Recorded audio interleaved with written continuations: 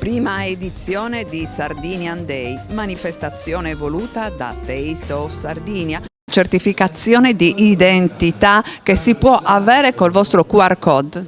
Sì, allora l'associazione Taste of Sardinia ha anche con un marchio certificato dal Ministero dello Sviluppo Economico ha studiato il sistema con la certificazione blockchain.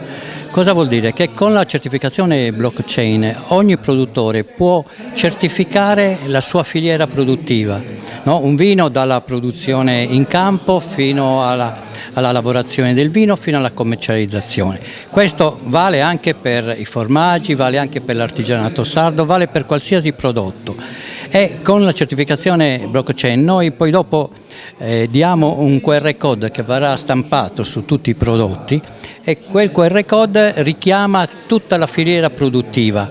La certificazione blockchain è come se fosse un contratto notarile perché non si può assolutamente modificare e dunque il consumatore quando legge quelle informazioni è certo che sia la verità, perché se no è il produttore che ha fatto, no?